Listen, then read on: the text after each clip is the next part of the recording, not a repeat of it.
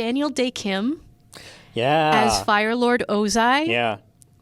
He can burn down my village any day. Oh, God. I'm just saying. Whoa. You get hot and heavy in here.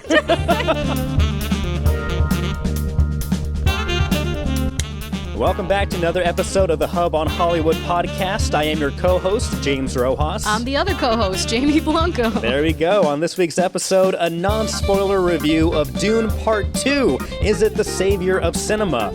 Quite possibly. The live-action series, Avatar: The Last Airbender, now streaming on Netflix. Will it fly like the Airbenders or sink like the Earthbenders and the rocks in the earth? Yeah, something like that. Exactly. I want to dance with somebody. More like I want to get paid by somebody. There is a controversy around the Whitney Houston biopic that was filmed here in Massachusetts, in the Boston area, and a round of movie trivia with CineQuote. That's but right. first, Jamie. But first. The SAG Awards were last night, Saturday night, and for the first time streaming on Netflix. I personally love the SAG Awards out of all the other award shows, just because of the fact that the winners and the losers are chosen by us. By other actors. By other SAG-AFTRA members. Right. And so, did you vote this year?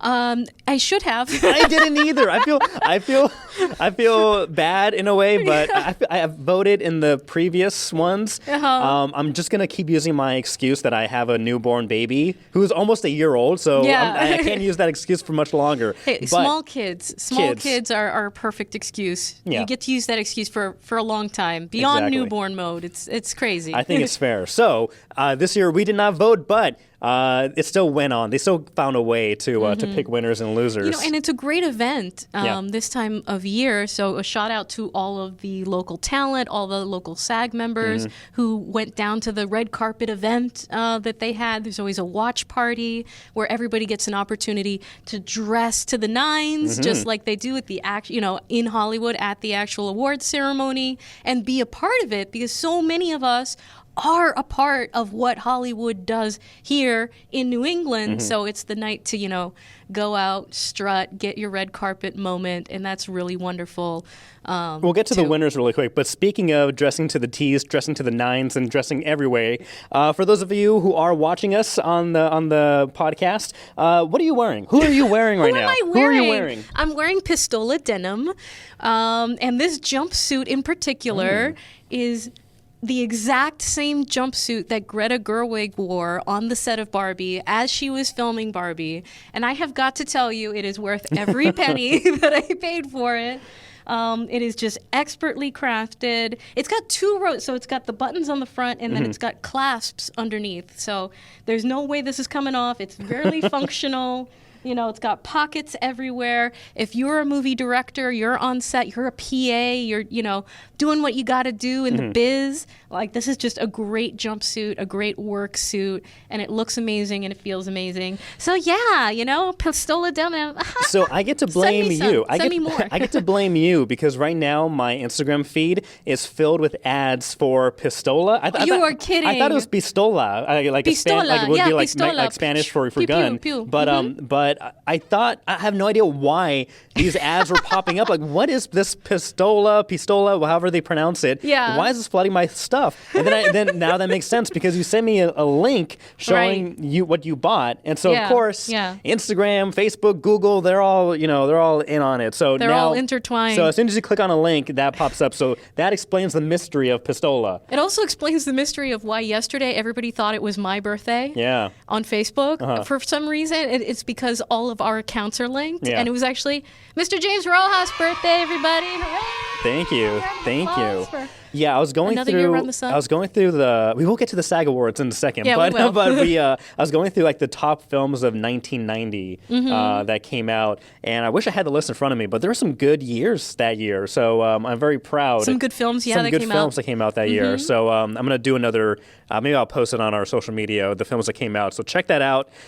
Speaking about our social media, if you haven't already, follow us. We are at Hub on Hollywood on Instagram, Facebook, Twitter, TikTok. Our Twitter is still inactive. We need to get a new Twitter because Elon Musk has locked us out. Right. Personally. He's got something personally against us. Yeah. Follow us personally. on Right. our Instagram accounts. Yes. James Rojas MMJ on Twitter, also James Rojas News on Instagram. And Jay Blanco Newsy. Excellent. On the X. Yeah. On No, the I Twitter. refuse to call it Right. X. All right, quite the intro, but let's get into the winners and losers and some controversy Okay. at the SAG Awards. So we're going to go down the list, and some of these were no big surprises. For example, outstanding cast nominated, a great list of films, but Oppenheimer coming out on top. Best actor in a lead role was Cillian Murphy. That was not a big surprise either. Again, I was hoping for a little bit of Paul Giamatti, but realistically, in my heart, I knew Cillian had it. Yeah. Though, I'm so happy, and I loved her speech. Lily Gladstone won for Best Actress in the lead role for Killers of the Flower Moon. I think I told you, as soon as I saw this film and we talked about it on the podcast, I was hoping and praying that she would get it because she was phenomenal, and I'm so happy that she is recognized by the rest of the union and walked away with this award. So great job for her. That's wonderful. And then actor in a supporting role went to Robert Downey Jr. No big surprise. in Oppenheimer. No big surprise there. Actress in a supporting role was Divine Joy Randolph for The Holdovers. So happy about that. I loved her speech also. She looked fantastic, and she gave a shout out to Paul. She gave a shout out to Dominic Sessa, Alexander Payne. And so, she had a very emotional, uplifting message about because her character deals with loss. And so, using her character to help other people who've been experiencing loss and pain in their life and how to keep going through, with the day-to-day stuff. Anyway, it was great. I'm so happy for her. The Holdovers filmed here in Massachusetts, and one that you've been gushing over as well. Definitely a new classic. And stunt ensemble in a movie. Mission Impossible Dead Reckoning, Part 1, of course. Yeah. And it was... what's his face? Tom Cruise, right? Who led that? I don't know. Have you've seen the behind the scenes of how he did those stunts? Yeah, and there's jumping off of mountains. I love that Tom Cruise is trying to save cinema one jump at a time, one death-defying jump at a time. However, one thing I have a problem with is that there's so much hype for the stunts that he's trying to promote. And again, I get it. You want to show I'm the one really riding the motorcycle or parachuting or doing this, that, and some other stuff. However, I feel like they really, push those behind the scenes out there where okay, you see the jump from the behind the scenes jump from 50 different angles, and then you finally see it in the movie and it takes less than 5 seconds. And so it was underwhelming. There are other better stunts in the film. And I won't take away what Tom did on the motorcycle jump. It was fantastic. But the saturation of look at this cool thing we're doing. Okay, I've seen it for 2 months building up, and then you see it again. Okay, I've seen that. Yeah. And so it was a little underwhelming seeing it in the movie theater. There were other action sequences that were great, that were cool. But at the end of the day, not surprised that Mission Impossible team walked away with Best Stunt Ensemble. All right. All right. And then there's a few controversies coming up here. Yeah. But let's see. So ensemble in a drama series, it goes to Succession. Makes a lot of sense there. But here's where we start getting into category. Yeah. So ensemble in a comedy series going to The Bear. Which I hear is a great, fantastic show. There's one problem, though. It is not a comedy. Right, it is drama. as dramatic as it comes, as dramatic as Succession. However, through the award show season, the show and its actors keep winning these comedy categories, which must be devastating for other shows. Kind of what's the show with Martin Freeman, Martin Short, Steve Martin, and the singer. I'm blanking on her name. Murders in the Hotel. Murders in the Building. Only Murders in the Building, yeah. right? Only Murders in the Building. Imagine that comedy, which again it has a top tier comedic actors and script and story, losing to a dramatic show. Right.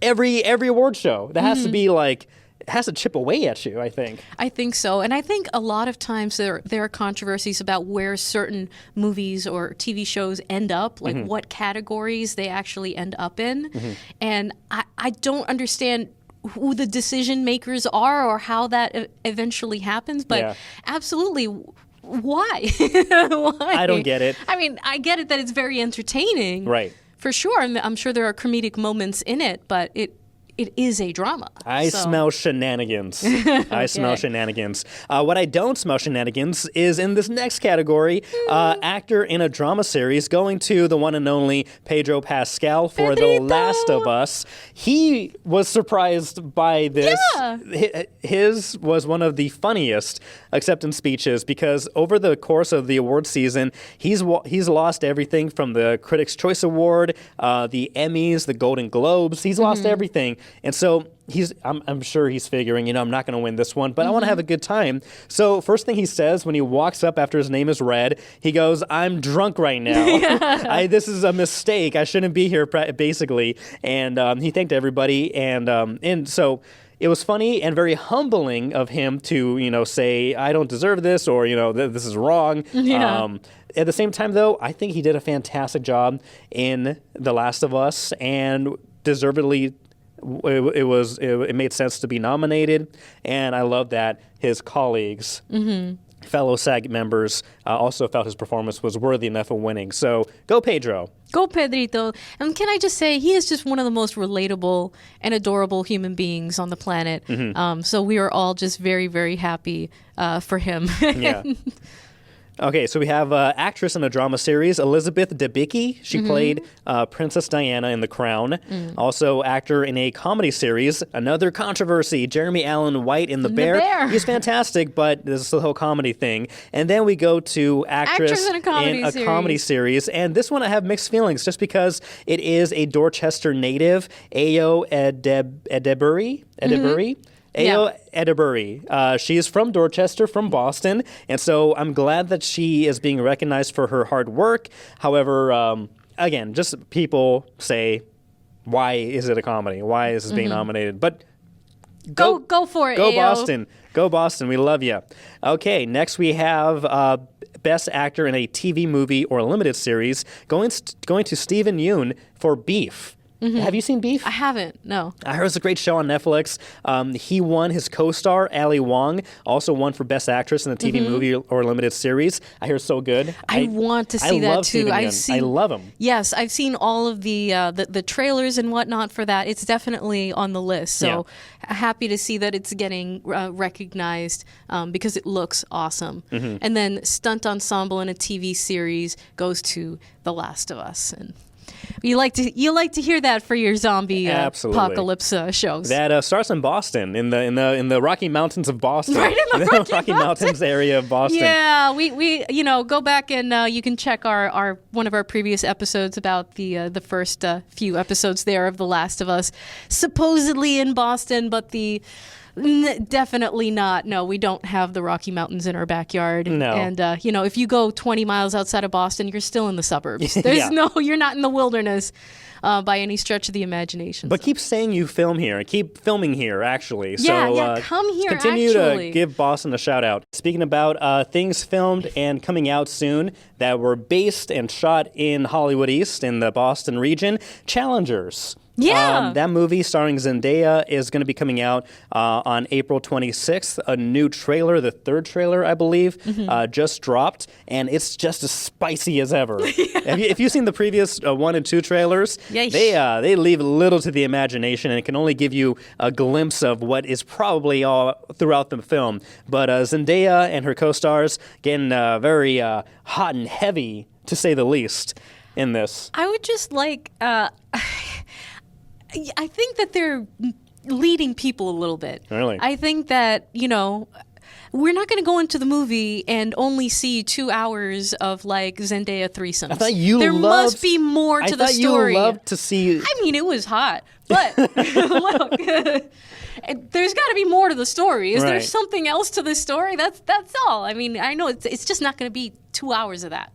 You know what I mean? It's not a porno, guys. There's an actual movie and there's an actual plot somewhere in there. I just are the trailers being a little misleading? I don't know. Being a little. If I remember correctly, when you were reviewing the songbirds, the snakes, the ballads of the Hunger Games, You were very upset that there wasn't a hot and heavy scene. I don't remember I don't know what you're talking Play about. the tape. Play the tape. There was no sex scene. Imagine if we watched this movie and there's no like sex scene and you're like, what the hell? Well, that would be hell of then that would be false advertising. Because we've been talking about false advertising in Exactly. trailers where they pull the old switcheroo. Yeah. Can you imagine they put the steamy stuff out there to get you into the seats and then it like just cuts out and there's like nothing after that? How dare they? Not Get her started. Not that's what we're seeing the movie for. I'm just saying there's plot in there too, guys. Right. So check that out again, coming out in April of 26, starring Zendaya, and this was directed by Luca. I can never pronounce his last name. Luca. I'm not even gonna try, but he's French. Guadagnino? Is he French? He's foreigner. He's a foreigner, but Italian. I think, yeah. Okay. Yeah. If you whisper into the microphone, no one can hear you. The mic will hear. Yeah. Okay. Well, yeah, it's basically this tennis player, played by Zendaya. She befriends some other tennis players. I'm just gonna skip this. Go watch it. Challengers coming out. Yeah. In April. He's him and Pedro. Him and Pedro I swear, I have have not been started hanging out drinking. after this. I have not started drinking yet. But we're going to get this back on track. We're going to get this whole show back on track. He's just a little drunk. A little drunk. But you know what? You're going to feel maybe intoxicated at the end of this next movie that we got to see early. And when I say we, I mean the royal we. I saw Dune Part 2. I saw Dune Part 2 after delays of the pandemic, of the actors' strike, and everything else in between. It is finally coming out in theaters March 1st. And I got a special screening last week. And boy, this movie, this is the reason why movie theaters exist. The physical space of movie theaters exist. And they must continue to exist because this is one that you cannot watch on your phone. You shouldn't watch on your laptop. You shouldn't be watching on a plane on that screen 5 inches away from you. Maybe the Vision Pro. Maybe the Vision Pro, that may work. But this is one that you have to watch on the big screen because it blows you away visually, and also the sound design is enveloping. I saw this in the Dolby surround sound theater. And I never really, I watched movies in the Dolby theater before, surround sound, but I never really noticed really how many speakers there are in the movie theater. Because I got there early, got my snacks, got my mozzarella sticks, got my drinks, just chilling. And killing time. And I look up, and no joke, every 4 to 5 feet, there is this large ball of a speaker, and they line the walls and they line the ceilings, and they're behind me, they're above me, they're below me. They're probably in your seat. And they're probably in my seat. They're probably in my drink. And as soon as the movie starts, your whole body is vibrating with the sound of this film. And so it is a physical experience, but let's get beyond that, beyond the physicality of this movie, which you should watch again in the movie theater. But basically, Dune Part 2 picks up right after Dune Part 1 with Paul Atreides seeking revenge against the conspirators who destroyed his family. Facing the choice between the love of his life and the fate of the universe, Paul must prevent a terrible future that only he can foresee. Everybody's fantastic in this film. Timothée Chalamet, off the Wonka movie that he has just appeared in, it's night and day performances. And so this guy has range. Many people describe him as one of the best actors of our generation. This movie backs it up. He puts it all out there, and you believe it. You believe that this guy is born to be a leader, born to be a warrior, and some guy that you don't want to mess with. Zendaya's character is actually given a character in this film. At the end she's introduced at the end of the first one, and she gets very little screen time. However, this one, you know her motivations, you know her fears, you know her hopes, and you buy this relationship between her character, Shani, and Paul. And again, Zendaya's on fire right now. She's going to be in Challengers, hot and heavy. She's hot and heavy in this Dune Part 2 film. Great cast. Javier Bardem. Again, we were introduced to him at the end of the last movie. He gets a much more developed character. The guy who I wanted to see more in this film. Yeah. The guy, Austin Butler. Yeah. Formerly Elvis himself. He's introduced as this character named Fide Rotha. Basically a psychopath who is murdering people left and right, even his own colleagues and friends and quote-unquote friends and whatnot. He was fantastic in this film, completely transformed. You do not see Austin Butler at all. My one gripe, small gripe, is that I would love to have seen more of him. Yeah. Definitely would love to see. I mean, that's a good gripe to have. Yeah. Not that something was wrong, but that you just wanted more. More. You wanted more. He was fantastic. He got a very good amount of screen time, but I would have loved to see 10, 20 more minutes of this guy. I think he was great. Dave Bautista, Josh Brolin, Florence Pugh. Everybody was on their game for this film. What else can I talk about? This was.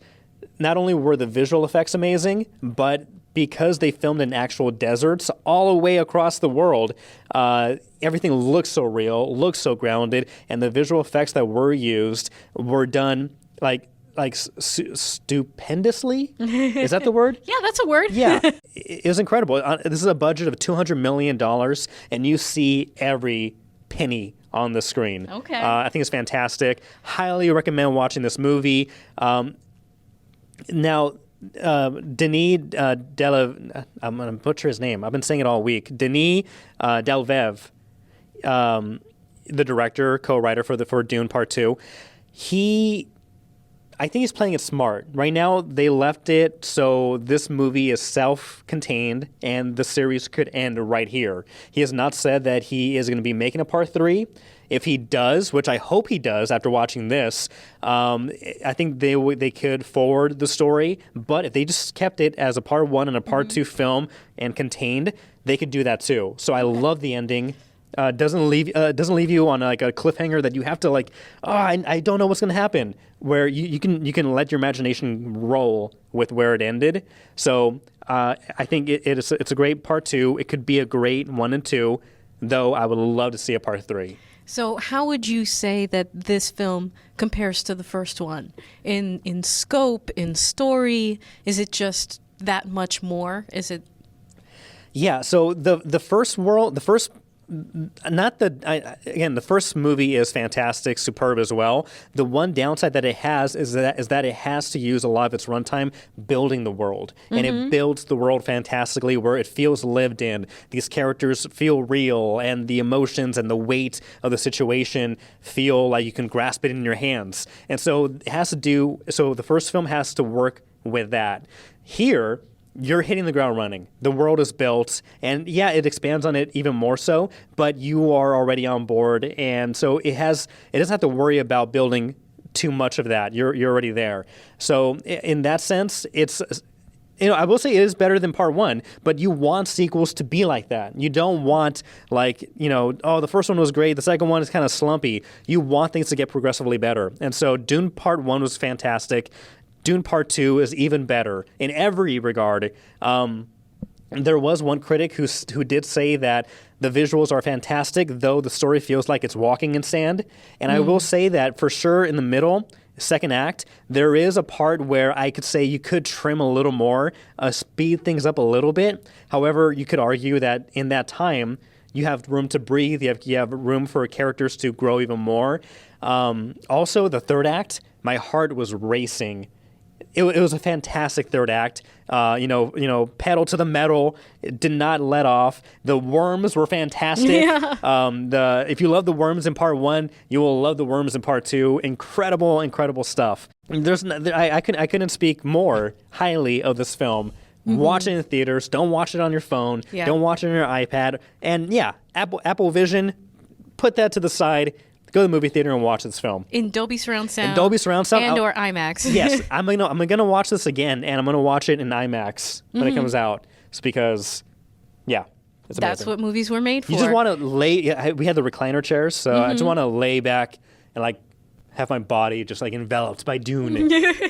Just all the vibrations. Just all the It's like vibrations. you're floating up Yeah. into the screen. Basically. That's awesome. Yeah. Okay. I can't wait to go see it. It comes out March 1st. March 1st. I will say one last thing related to this. Gareth Edwards, he was recently on the YouTube channel Corridor Crew, and where they talk about VFX, behind the scenes and how they did things. And he also directed and wrote The Creator, which I was a big fan of. The visual effects in that movie looked fantastic. His budget was $80 million, but there's this article saying, he made it look like $200 million. So if you like Gareth Edwards, check out Corridor Crew, VFX Reacts. He'll also be directing the new Jurassic World franchise without Chris Pratt, without what's her name? I'm forgetting. So they're going to do kind of like a reboot Bryce Dallas Howard. So they're going to be doing like a soft reboot of sorts. But I love Gareth Edwards. He's very good at scale. Yeah. So I think he's going to be able to make these dinosaurs feel how they felt in the first Jurassic Park, large and practical maybe. And menacing. Yeah. So I think we need to let sleeping dinosaurs lie, but that's neither here nor there. For Gareth, I'll give it another try. Okay. But you know what else is giving us another try? Avatar: The Last Airbender. Avatar: The Last Airbender. Are you a fan of the original series? Did Love you watch the cartoons? Yes. So the original series, created by Brian and Michael Dante DiMartino. I'm sorry, Brian, I can't pronounce your last name. But Brian and Michael, the creators of Avatar: The Last Airbender, the original series came out on Nickelodeon in 2005. I have such a special connection with this show.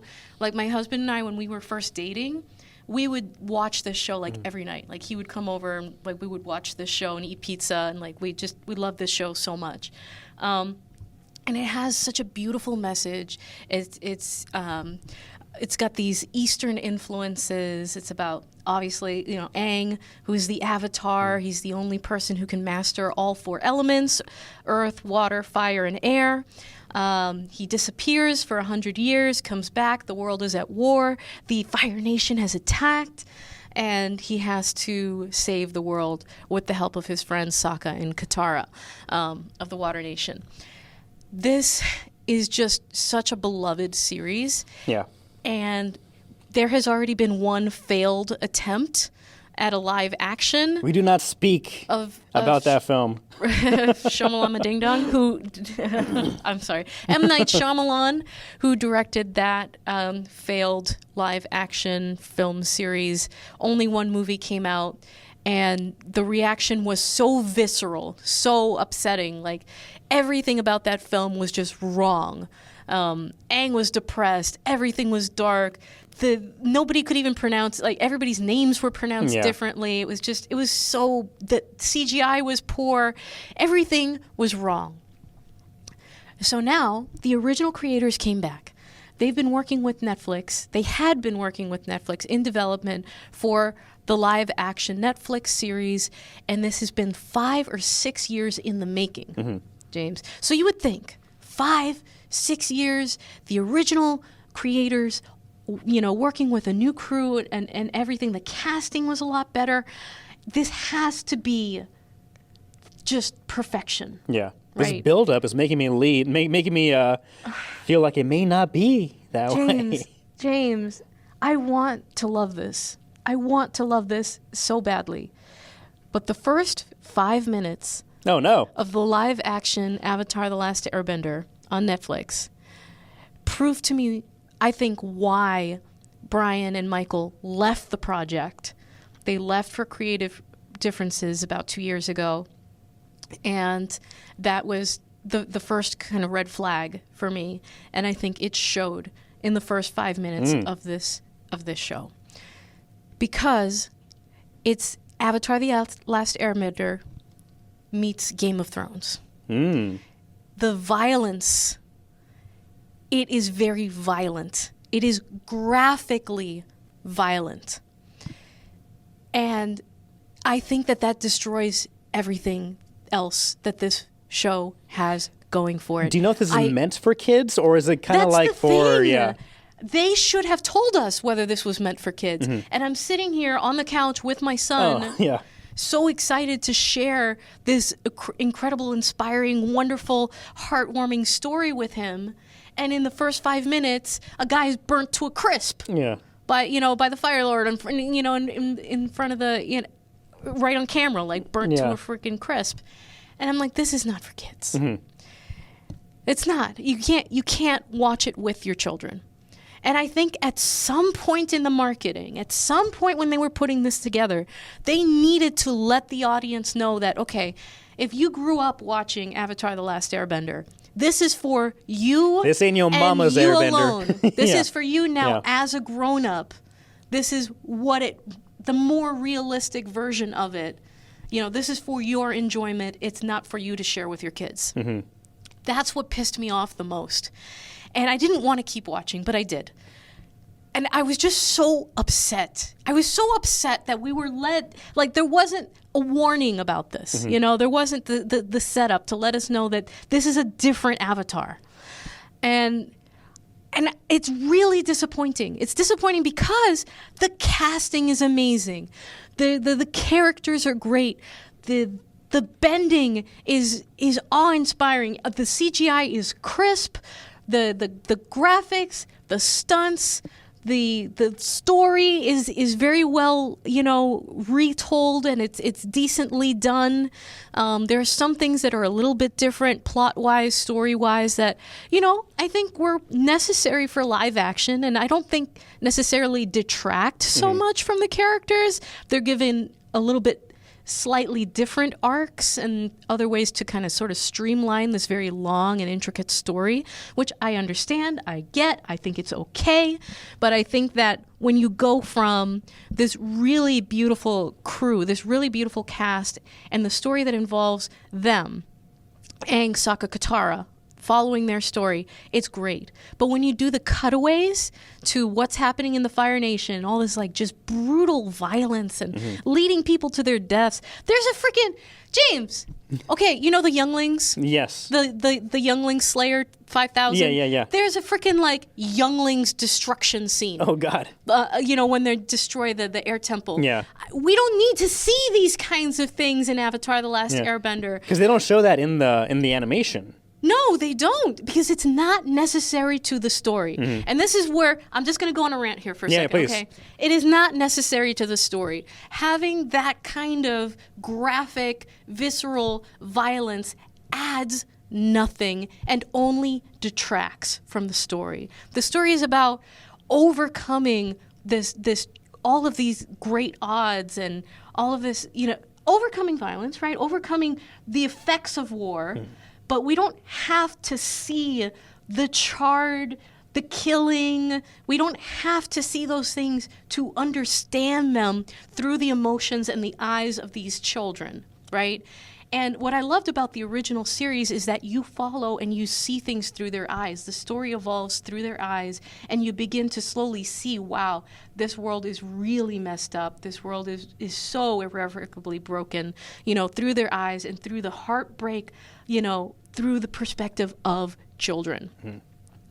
And I understand that we're now adults watching this show, but the graphicness of it, I think, is violence to the story itself, and it does not add anything that it didn't already have, but makes it so that this beautiful, beautiful story is now covered in blood, and you can't share it with your child, and it only detracts from that central message and that beautiful, hopeful, wonderful, heart of Avatar: The Last Airbender. It is being bled upon, James, and I don't know what to do. Watch out I'm now. just so hopeful. I'm sorry. No. I wanted this. I wanted to love this so much. I mean, it is only the first episode. I got 2.5 episodes in. And then, the second episode was great, because it was focused on the characters. But then the third episode is just more darkness, more violence, and I couldn't keep watching. No, like you said, based off of the ads, the trailers, and everything, I'm led to believe that it's the same style or same what's mood, same level of violence and whatnot. They set the theme. They yeah, set the theme. The tone. They set the tone. Right. It is rated apparently TV-14, but you wouldn't know that based on the trailers or the ads. Right. I think, and so I'm surprised. I mean. Again, I saw some reviews. I've heard that the first episode is like the quote unquote the worst episode, but it gets progressively better throughout the series. So you have that to look forward to, that each episode builds on each other and gets better and better. But what a rough way to realize that it's not the type of Avatar or show that you can have or enjoy with your kids. And they set that tone in the first 5 minutes. Which I guess is good. So you know have your what kids to watched the expect. animated but series? My son is watching it now. Okay, good. And I think that's the only version he ever needs to watch. There was another movie or something that you did it backwards. I think it was like The Lion King, where like Yeah, we they watched the new ones the first. live action versus the cartoon. You got to start with the cartoon. That's just my opinion. And they were traumatized by all the live action ones because I mean, even still, those Disney remakes are too intense. The Lion King cartoon animated will still kind of scar you, but like it's like Get it? Scar you? Get it? but emotionally also, because you learn about death and how your parents can die. It's terrible, but you could like grasp it as a small child. But when you see like an actual lion being dead, like okay, that sucks. Like that's a whole different kind of scarring. Or when you see an actual person burnt to a crisp and a corpse fall on the ground, like. Not for your 8-year-old. That's not cool. But everything else is good. So you would recommend at least like again maybe. Not for the family, but for somebody like you and I who watched it when we were younger, now watching it, would it be worth it? It would be worth it. My husband likes it. Yeah. Let me ask you this. Does this show need... How do I phrase this? Did the show need a live adaptation? No, I don't think that it needed a live action adaptation. I absolutely see why we would want to see that because it was such a great story and there's just so much cool visual effects and the fighting styles and just everything involved with it looks amazing on screen. And I think that this time around, they've got all of those elements that M. Night Shyamalan got wrong the first time. They've done done correctly this time, except for that tone and the fact that this is not actually something that you can watch with your kids. That's what I'm just the most upset about. But was it needed? Yeah. Not really, because Avatar: The Last Airbender is perfect in every way, the animated series. Well, let me, this you may be able to watch with your kids, because did you hear that Avatar, The Last Airbender animation is going to continue? There's going to be an animated movie and a spin-off series with Aang and the rest of the gang in their like late teens to early 20s. I would love to see that. Yeah. Yeah, because we already got the Avatar Korra series, which was not as well received. She was an older, moodier, angrier Avatar. But I would love to see a continuation. Well, guess what? We're going to get more Korra sequel series, but we also may get a Zuko movie. Oh, yes. I would love to see Aang and the gang older as they try to put their world back together. Yeah. I want to see Aang and Katara get married and all of that sweetness. A theatrical release.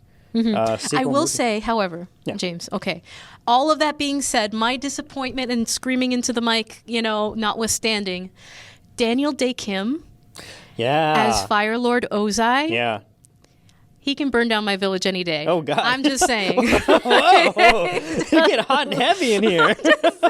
I'm saying Flameo Hotman, the casting awards. Yeah. Casting awards were made for this movie. I think the characters are all perfectly casted, but especially Daniel Day Kim. Get it. That's all I got to say. Yeah, it is getting hot in here. Yeah. Fire Nation. This episode of the Hub on Hollywood is TV-14. Yeah, I know, right? Excellent. Well, speaking about burning things and burning bridges, apparently we are burning bridges, or not we specifically, the royal we. The Whitney Houston movie producers, they're being accused of never paying for the songs for the Whitney Houston biopic, I Want to Dance with Somebody. Sony filing a lawsuit saying that they failed to pay for more than 20 Whitney tracks What? that appeared in the movie. How does this happen? Isn't that like the first thing you Yeah, do? Don't you know- you have to like buy the rights to the song before you even make the movie? Yeah, I don't know how this works. They said Sony's lawyer says, quote, to date, Anthem has not paid the fees or any portion of the fees due under the agreement. So it seems like there was an agreement, but there's no follow through with the payment. They say as a result, Sony says the use of the songs amounts to willful and deliberate infringement of its copyrights. Wow. Yeah. We had scenes shot here in Boston. You're also in that. So, Yes. so are you partly It's all my responsible? fault. Are you going to be held all my liable fault. for this? They shouldn't, I don't have the experience. They shouldn't have hired me to be their accountant, apparently. I don't know why. But yeah, right down here in downtown Boston at the Regal AMC, where you probably saw Dune. Yeah. That's where they shot a lot of the scenes at the theaters there at Emerson College for the Whitney Houston movie. But this kind of blows my mind. When it was playing, I'm not sure if they played music, but did you stop and like, hey, we got this paid for, right? Yeah, did I'm not anyone the only check? one wondering about this, right? Anyone pay the bill? And they said, shut up. And it was a wonderful movie. Yeah, I mean, I liked it. I really did. I really it had you enjoyed it. dancing in the theater, and Yeah. it was a great, great film. There were people literally dancing in the theater. Yeah. Yeah. But James, how does something happen like this, and how does it get to the point where now, instead of paying the fees you had originally agreed to pay for in order to create the film, now you're going to have to pay out the lawsuit settlements? Like, who's running the show here? Somebody dropped the ball. Yeah. Multiple. Multiple. I can't pretend to know the machinations of the business side of these sorts of things, but it seems to me that would be sort of the first thing you iron out. Yeah, as defendants, the lawsuit names Anthem Films, a Boston area film production company that allegedly produced the movie. Well, it looks like they did produce the movie, but the entity that allegedly owns the copyright to the movie, Black Label Media, Los Angeles Film Finance, so all these other entities that are named in the lawsuit. So, yeah, interesting. So we have to see how this plays out, how this dances out. I don't know, because I want to dance with somebody. I just don't want to pay nobody. I don't know how that works. That's not the kind of sneakeroo that you can do. No. You can't get away with that one. No. But one thing we will try to get away with is another CineQuote win. Woohoo! Right. Sound effects, applause. If you are a regular of the Hub on Hollywood podcast, as you should be, recently we've been playing this new CineQuote game where every week or every day there is a new mystery movie that's selected, and then to find out which movie it is, they play certain quotes from the movie, and you have to guess based off that. You have 5 chances, and I think the past couple times we've gotten it on a third guess. So we'll try it. This is a Sunday Stumper. Oh, God, that's right. It's Sunday is. again. So this one's really hard, guys. We're going to try to do this. We have gotten a Sunday Stumper before or two. So we will try to have a repeat, have a sequel to that success. And so here is the first soundbite we are playing in 3, 2...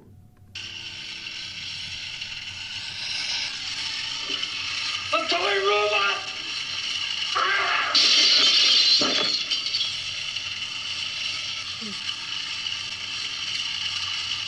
A toy robot? Eat lead, sucker. I don't know what this is, but it sounds fun. Yeah, it sounds like a funny movie. Okay. Okay. Doesn't ring a bell with any Mel Brooks. No. Mel Brooks's. I'm trying to think of there's toy soldiers, but that doesn't ring a bell. There is of course you think about Chucky, but that does not sound like Chucky. There's a horror movie. What's it called? It's like something with puppets, like a horror puppet movie. They're different. Puppet Master. Let me try Puppet Master. I don't think it is this, but Puppet Master 1989. Okay.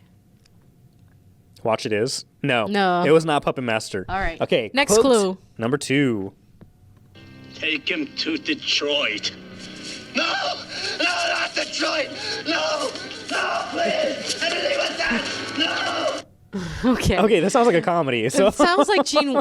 Does that sound like Is that Gene Gene Wilder Wilder? to you? Take him to Detroit. No! No, not Detroit! No! No, please! Anything but that! No! I don't think so. I don't know. I think it kind of sounds like Gene Wilder, but Hmm. I don't know. It's not any of the Yeah, I'm thinking maybe it's kind of like a parody, kind of like an Airplane series. Not Airplane for sure, but like kind of like a movie like that where it's like a parody, poking fun at cliches. Let's try the next one. Okay, we'll try this. We'll skip this one. Quote 3. The popcorn you're eating has been pissed in. Film at 11. Okay. Okay, I don't know this one. I wish I did though. This seems like the kind of movie that that we need to watch. Yeah, I had to skip this one. I don't know. Yeah, let's go ahead. We'll just skip to the end and then. Let's see. This is number 4. The Joy of Sex album comes equipped with Big Jim Slade. Big Jim, former tight end for the Kansas City Chiefs, is outfitted with various whips, chains, and a sexual appetite that will knock your socks off. Big Jim has satisfied women throughout the world, and the capital of Nebraska is Lincoln. I really want to see this movie now. Yeah, I Whatever do. it is, I have no idea what it is. I think we're gonna get stumped on this one. Yeah. We'll do the one last quote because I really don't have any guesses. Let's see. Catholic high school girls in trouble. Samuel L. Bronkowitz presents Linda Chambers recreating her classic role. And introducing Susan Joyce and Nancy Reed. Yeah, I have no idea. No. Susan, this is Nancy. Nancy, this is Susan. The screen has never dared to be so explicit. Show me your nuts. Okay. I'm just gonna guess Surfing USA, but I'm not sure that's a movie. No, not even a movie. Okay then. We're stumped, I think. I think we're stumped. We're Gotta gonna give up. Give up. Let me tell me. What have we got? The Kentucky Fried Movie. Okay. Yeah, never going to get that. Going to go try to watch it when I get home. That's fantastic. So, All right. Well, we can't win them all. You win some, you lose some, and I think we're still winners. At I the end think of the we're day. all winners, really, especially those of us who have seen Dune. Yes. And we'll continue to win here on the Hub on Hollywood. Until next week, James. Yeah. I'm James. Okay, and I'm Jamie. We had this so planned out. Yeah. That's a wrap. Woohoo!